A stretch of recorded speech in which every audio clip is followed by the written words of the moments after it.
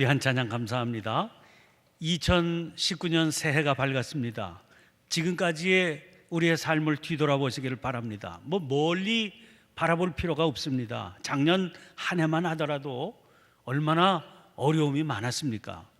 속 상한 일, 또 낙심하고 좌절하게 만드는 일은 또 얼마나 많았습니까? 암담한 순간은 없으셨습니까? 그래도 오늘 우리는 이렇게 새해를 맞이하게 됐습니다. 지금까지 도우셔서 여기까지 이르게 하신 에베네셀의 하나님을 찬양하십시다. 그 하나님께서 올해도 동행해 주실 겁니다. 놀랍게 역사해 주실 것입니다. 믿음의 눈을 열어서 임마누엘 함께 하시는 하나님을 믿음으로 바라보는 것이 중요합니다.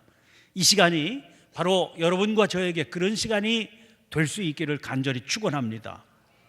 이 시간에 위지안이라고 하는 분을 여러분에게 소개하고 싶습니다. 1979년생이니까 제 아이들 또래입니다. 중국 상하이에서 태어나고 자라면서 공부한 후에 노르웨이 오슬로 대학에서 유학하면서 환경 경제 연구로 박사학위를 받았습니다. 중국으로서는 지금 꼭 필요한 연구 분야였습니다. 그래서 불과 30세의 나이로 세계 100대 대학에 들어가는 명문대학 푸단대학교의 교수가 됐습니다. 정부의 지원을 받고 다양한 활동을 왕성하게 벌였습니다. 그 바쁜 와중에도 역시 대학 교수인 남편을 만나서 결혼해서 아들까지 낳았습니다. 세계가 자기를 중심으로 돌아가고 있는 것 같은 그런 시간이었습니다. 그건 굳게 믿었습니다. 열심히 그리고 너그럽게 마주한다면 삶은 결코 나를 배신하지 않을 거야. 인생이 한편의 시라면 세월이 갈수록 점점 아름답게 다듬을 수 있을 테니까. 그런데 이게 웬일입니까? 대학 교수가 되던 바로 그해 2009년 10월 그는 말기 골수암 판정을 받게 됐습니다. 이륙 준비를 마친 우주선이 카운트다운 직전에 어이없이 폭발해버리는 것처럼 절정의 순간에 올랐을 때 곧바로 나락으로 떨어져 버린 겁니다. 그로부터 1년 6개월 후인 2011년 4월 19일 그는 결국 세상을 떠나고 말았습니다. 그런데 이 1년 반의 고통스러운 기간 동안 그는 필사적으로 글을 썼습니다. 그렇게 고통 속에서도 글쓰기를 멈추지 않은 이유가 있습니다. 그는 말합니다. 시한부 인생을 선고받은 뒤 삶의 모든 것이 끝나버렸다고 생각했는데 아이러니하게도 새로운 삶이 시작되더라는 겁니다. 마치 2018년이 끝나는 바로 그 순간 초침이 딱 한 칸 움직여서 2019년이 시작되는 것과 같더라고 그랬습니다. 그때부터 새로운 하루하루가 마치 인생의 처음처럼 낯설게 다가왔습니다. 삶의 끝에 와서야 세상에 처음 나온 아이처럼 하나하나 전에 알지 못했던 것들을 알게 됐습니다. 이제야 깨닫게 된 것을 미리 알았더라면 얼마나 좋았을까 싶어 아쉬운 마음이 들었습니다. 그랬더라면 삶을 훨씬 더 행복한 것들로 가득 채울 수 있었을 텐데 그런 아쉬움이었습니다. 그 아쉬움이 그 끔찍한 고통 속에서도 글쓰기를 계속하게 만든 원동력이 되었습니다. 그가 세상을 떠난 후 그를 사랑하던 이들이 그 글을 모아 책으로 세상에 내보냈습니다. 책을 펴내면서 그들이 정한 그 책의 제목이 오늘 내가 살아갈 이유입니다. 이 책의 말미에 이런 제목을 정하게 된 이유를 이렇게 써놓았습니다. 이 책은 그녀를 한 방에 무너뜨린 운명조차 그녀에게서 끝끝내 빼앗아가지 못한 영혼의 기록이며 우리에게 오늘 내가 살아갈 이유를 가르쳐주는 인생 교본이다. 아마 그들 스스로 이 기록을 통해서 오늘 내가 살아갈 이유를 배울 수 있었기 때문이겠죠. 그가 뒤늦게 깨달아서 그렇게 전하고 싶었던 것이 무엇이겠습니까? 그는 매 장마다 자기가 깨닫게 된 것을 몇 마디로 정리해 놓았습니다. 그 책 안에 여러 가지가 있고 한 가지 한 가지가 다 무릎을 치면서 정말 그렇구나 싶게 생각을 하게 합니다. 그러나 가장 눈길을 끌게 하는 것은 계속해서 이 책에 자주 등장하는 오늘에 대한 깨달음입니다. 병상에 찾아온 어린 아들을 꼭 안으며 그는 깨닫습니다. 그때까지 학교와 연구에 대한 욕심을 앞세우느라 아이를 사랑하는 것을 뒤로 미루어 두었습니다. 아이에게 필요한 것은 무엇일까 보다는 나에게 지금 필요한 게 무엇일까를 언제나 먼저 생각했었다고 그랬습니다. 그는 자기가 틀렸다고 고백합니다. 사랑은 나중에 하는 게 아니라 지금 하는 것이었다. 살아있는 지금 이 순간에. 치료가 불가능한 암을 발견한 뒤부터 그에게 생긴 변화는 이렇게 순간에 대한 깨달음이었습니다. 그래서 통증을 제외하면 숨 쉴 수 있는 순간이 늘 즐겁고 고마웠습니다. 삶의 목표가 오직 하나, 살아있음에 집중되었습니다. 지금까지 힘써 추구하며 살던 모든 것들이 의미가 없어졌습니다. 그는 이렇게 고백합니다. 나는 그동안 불투명한 미래의 행복을 위해 수많은 오늘을 희생하며 살았다. 저당 잡혔던 그 무수한 오늘들은 영원히 돌이킬 수 없다. 그런데 그걸 왜 모르고 살았을까요? 그 이유를 이렇게 설명합니다. 하늘은 매일같이 이 아름다운 것들을 내게 주었지만 정작 나는 그 축복을 못 받고 있었다. 선물을 받으려면 두 손을 펼쳐야 되는데 내 손은 늘 뭔가를 꽉 쥐고 있었으니. 그래서 또 고백합니다. 어쩌면 병이란 우리가 평생 살아도 깨닫지 못할 그런 사랑을 일깨워주기 위한 가장 극단적인 처방일지도 모른다. 그래서 병의 고통 중에서도 각오를 다집니다. 먼 훗날 내가 사랑했던 모든 사람들이 나를 떠올릴 때면 최선을 다해 남겨진 시간을 즐겁고 활기차게 살았다고 고개를 끄덕여 미소 지을 수 있었으면 좋겠다. 이와 비슷한 책이 최근에 또 발간됐습니다. 지난 10월에 나온 아침의 피아노라고 하는 제목의 책입니다. 이 책의 저자가 철학자 김진영 교수인데 그는 한겨레 신문이나 현대시약 같은 그런 매체들을 통해서 활발한 활동을 해왔던 분입니다. 그는 작년 7월 달 암 선고를 받고 올해 세상을 떠나게 되었는데 이 책은 그가 세상 떠나기 3일 전까지 썼던 글들을 모은 겁니다. 이 책에서 그는 삶에 대한 아쉬움을 진솔하게 털어놓고 있습니다. 사랑하는 아내를 바라보며 이렇게 썼습니다. 오늘은 주영이 화실 가는 날, 외출을 망설이는 등을 떠민다. 내 재촉을 못 이겨 거울 앞에 앉은 모습을 바라본다. 작고 동그란 몸, 늘 웃음을 담고 있다가 아무 때나 홍소를 터뜨려 무거운 세상을 해맑게 깨뜨리는 웃음 항아리 같은 몸. 나는 이 잘 웃는 여자를 떠날 수 있을까? 또 이런 글도 보입니다. 베란다에서 세상의 풍경을 바라본다. 또 간절한 마음이 된다. 한 번만 더 기회가 주어지면 얼마나 좋을까? 그런 마음 때문에 하루하루 한순간 한순간이 그에게는 새롭습니다. 그래서 이런 글을 썼습니다. 시술의 아침, 병원 카페 테라스에 앉아있다. 커피가 달고 깊다. 길 건너 고궁의 지붕들, 그 너머 숲들, 그 너머 하늘 모두가 아름답다. 성스럽도록 아름답다. 파란 버스가 정류장에 섰다가 떠난다. 출근하는 사람들이 바쁘게 계단을 오른다. 모두가 건강하고 밝고 가벼운 걸음이다. 하지만 그들은 세상의 성스러움과 아름다움을 미처 알지 못하리라. 나는 이제 그 세상과 삶의 본래적 축복을 안다. 그것들을 온몸으로 사랑하기 때문이다. 그 세상으로 나는 복귀할 것이다. 거기에서 사랑하고 행복할 것이다. 오늘이 그 첫날이고 지금이 그 아침이다. 생애의 끝날에 거의 다다랐을 즈음에도 이런 글을 썼습니다. 아침, 다시 다가온 하루, 또 힘든 일들도 많으리라. 그러나 다시 도래한 하루는 얼마나 숭고한가. 오늘 하루를 정중하게 환대하기. 하루하루의 순간들이 그토록 소중하다면 어떤 것으로 채우며 살아야 할지에 대해서는 이렇게 썼습니다.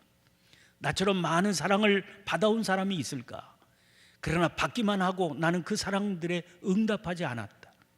그리하여 인색한 부자의 곳간처럼 내 안에 쌓여서 갇혀있는 사랑들, 이 곳간의 자물쇠를 깨고 여는 일, 거기에서 내 사랑은 시작된다. 그래서 이렇게 결심을 합니다. 때와 시간은 내가 알 바 아니다. 무엇이 기다리는지, 무엇이 다가오는지 아무도 모른다. 모든 것은 열려있다. 그 열림 앞에서 내가 할 일은 단 하나, 사랑하는 일이다. 이분들의 고백을 읽으면서 드는 생각입니다. 이분들이 자기들 생애의 마지막에 발견한 것이 무엇이었습니까? 자기들에게 주어진 오늘이 얼마나 귀한 것인지, 또 그 주어진 시간을 어떻게 살아야 하는지 아니었습니까? 이것은 곧 믿음의 삶이고 곧 복음적인 삶입니다. 그래서 참 놀랍습니다. 우리가 일상적으로 접하며 사는 믿음이 놀랍고요, 복음이 또 놀랍습니다. 믿음의 삶 혹은 복음적인 삶이란 무엇을 말하는 것이겠습니까? 바울 사도는 너희가 그리스도와 함께 다시 살리심을 받았으면 위의 것을 찾으라, 위의 것을 생각하고 땅의 것을 생각하지 말라고 그랬습니다. 이거 무슨 말입니까? 믿음은 세상 모든 사람들이 추구하며 살아가는 것을 어떻게 더 효과적으로, 어떻게 더 많이 차지할 수 있는지 그 길을 가르쳐 주는 게 아닙니다. 많은 사람들이 세상 끝날 생애의 마지막에 가서야 비로소 깨닫게 되는 것을, 그걸 미리 가르쳐주고 그것을 지금 추구하고 살도록 이끌어주는 것이 믿음입니다. 그래서 복음이라고 그러는 겁니다. 그래서 복된 소식이라고 하는 겁니다. 교회의 몰락은 복음의 변질 때문입니다. 이런 복음에 대해서 듣지 못하니까 사람들이 교회에 등을 돌리게 되는 겁니다. 그러므로 여러분, 우리는 우리가 지닌 복음에 대해서 자신감을 가져야 됩니다. 오늘 제가 소개한 책을 떠올려 보세요. 이분들은 병으로 극심한 고통 중에 죽어가면서도 자기들이 깨닫게 된 이 소식을 세상에 알려야 되겠다, 그렇게 생각하지 않았습니까? 그 책을 지금도 많은 사람들이 찾아 읽으며 감동을 받습니다.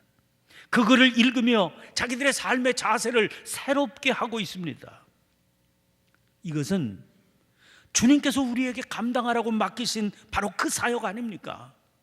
언제나 우리들이 감당해야 될 사역은 바로 그 사역이었습니다.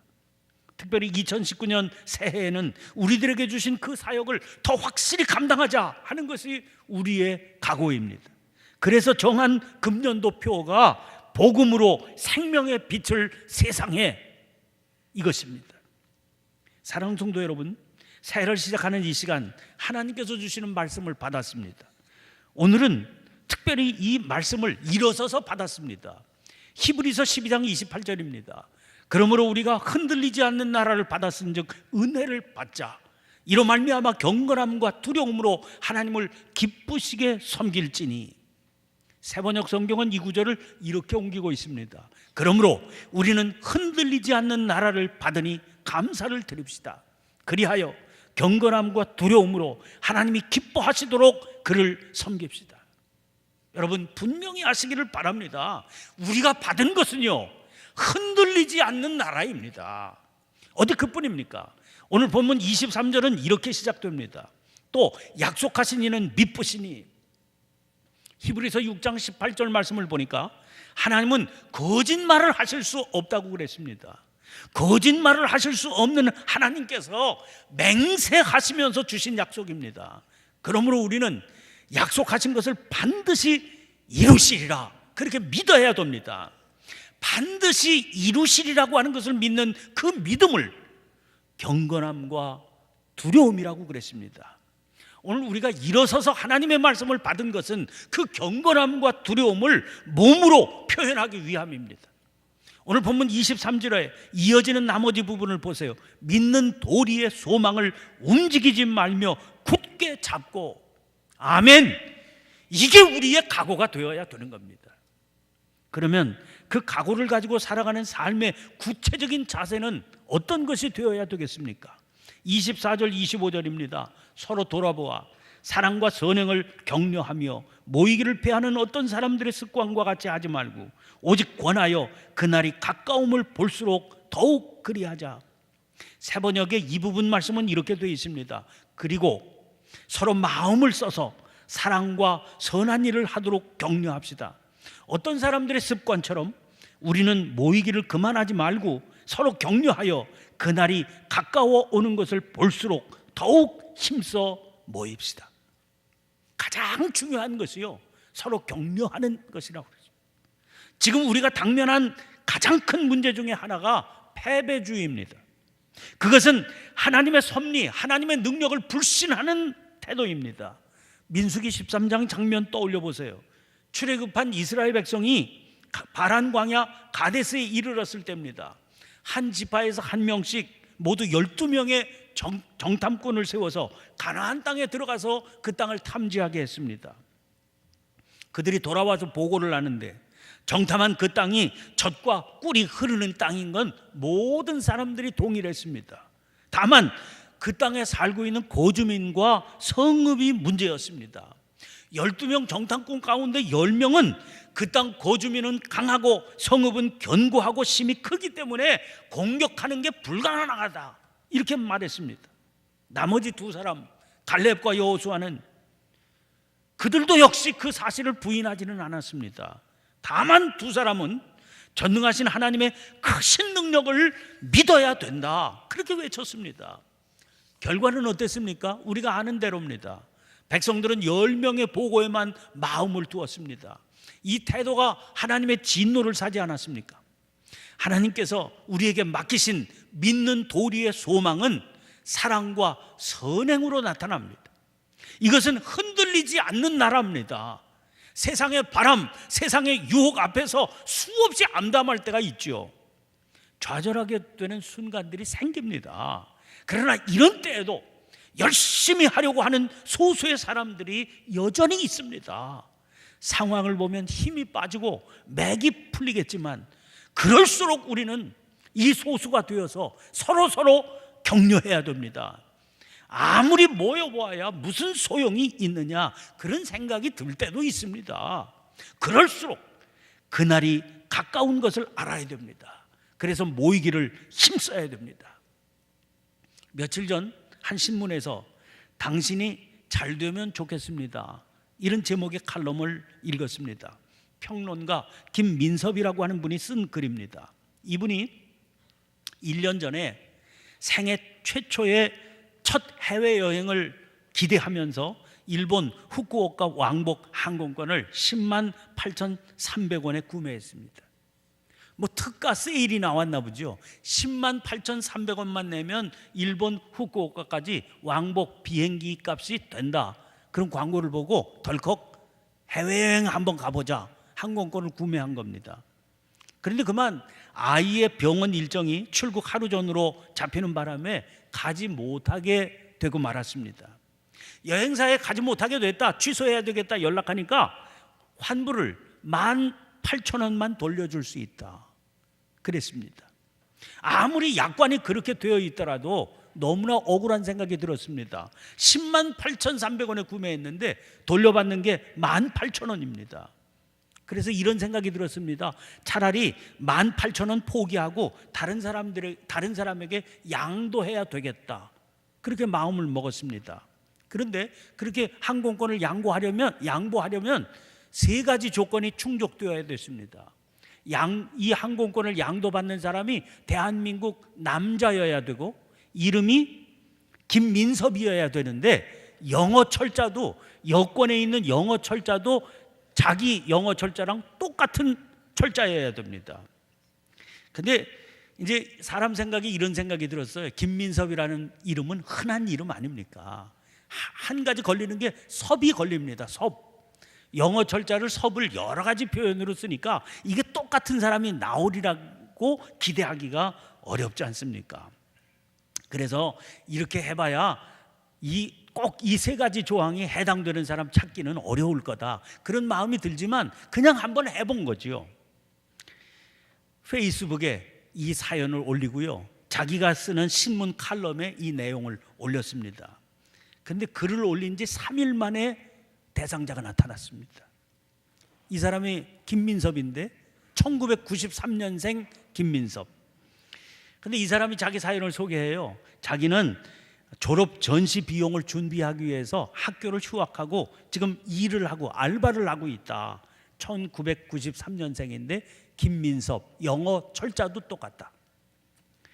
그래서 항공권 양도 수속을 밟는 그런 절차에 들어갔습니다. 근데 이 사이에 여러 가지 놀라운 일들이 일어났습니다. 칼럼을 읽은 사람들의 반응입니다. 자기를 고등학교 교사라고 소개하는 분이 만약 당신의 항공권을 양도할 그 사람 나타나면 비행기만 타고 갔다 오면 여행이 되는 거 아니잖아요. 숙박비를 내가 대겠다. 그렇게 나선 겁니다. 3일 만에 김민섭 씨 찾았잖아요. 그래서 김민섭 씨를 찾았다 이렇게 글을 올렸습니다. 그랬더니 축하 댓글이 수없이 쏟아지는데 별별 제안들이 쏟아졌습니다. 자기가 후쿠오카 다녀왔는데 1년 동안 유효한 후쿠오카 버스 승차권을 그때 샀다. 근데 다시 1년 안에 다시 갈 일은 없을 것 같으니까 그 버스 승차권 그 사람한테 주겠다. 그런 사람 나타났어요. 또 자기가 후쿠오카 가봤는데 후쿠오카 타워가 그렇게 좋더라. 그런데 입장권 한 장이 남았다. 그거 주겠다. 이런 사람들. 와이파이 렌털 업체를 운영하는 분이 연락을 해왔습니다.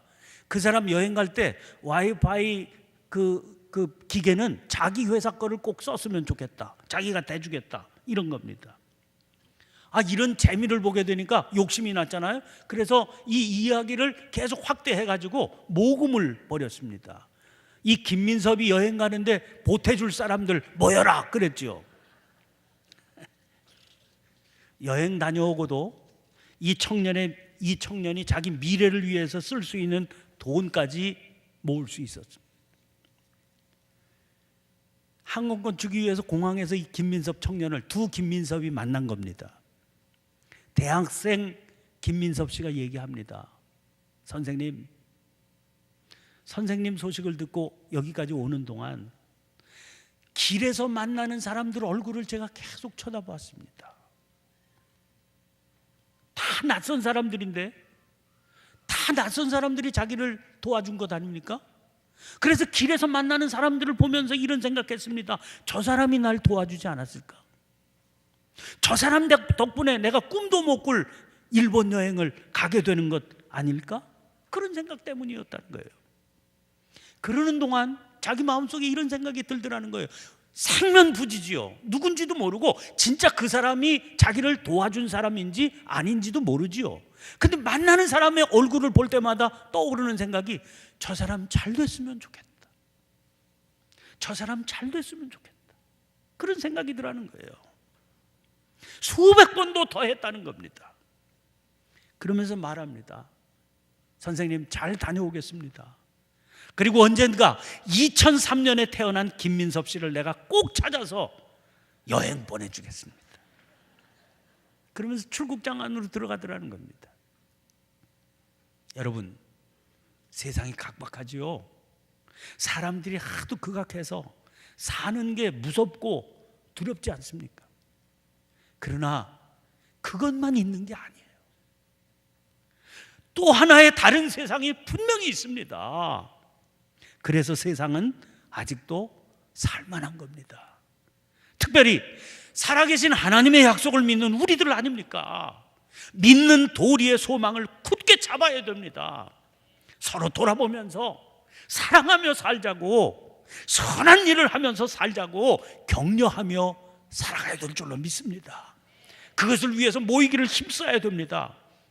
우리 교회는요, 성탄원금 전액을 형편이 어려운 이웃을 돕는데 매해마다 사용하고 있습니다. 올해는 경기가 하도 어렵다고 하는데도 다 헌금을 모아보니까 목표액 4천만 원이 차고도 넘쳤습니다. 이런 일에는 마음을 모아야 된다. 그런 생각들을 서로가 하고 있었던 거죠. 주님께서 이 일을 계속해서 흔들려 흔들리지 말고 열심히 하라고 우리에게 새해를 허락해 주신 줄로 믿습니다. 힘을 내서 믿음으로 이 길 가시는 저와 여러분 우리 모두가 되시기를 주님의 이름으로 간절히 축원합니다. 기도하겠습니다. 다사다난했던 2018년을 보내고 새해를 맞이했습니다. 곳곳에서 탄식 소리가 들려오고 있어서 희망을 말하는 것이 생각 없어 보이고 부질없어 보이는 상황이 됐습니다. 그러나 그럴수록 말씀을 붙들게 해 주시옵소서. 너희를 부르시는 이는 미쁘시니 그가 또한 이루시리라고 하셨습니다. 전능하신 하나님께서 오늘도 살아계셔서 역사하심을 굳게 믿게 하여 주옵소서. 언제나 저희에게 있어야 한다 하시던 믿음과 소망과 사랑을 붙들게 해 주시옵소서. 흔들리지 않고 이 믿음의 길을 온전히 걷기 위해서 모이기를 더욱 힘쓰는 저희가 되게 해 주시옵소서. 구원의 삶을 허락하시고 누리게 하시는 그리스도 예수님 이름으로 기도하옵나이다. 아멘. 아멘. 이제 다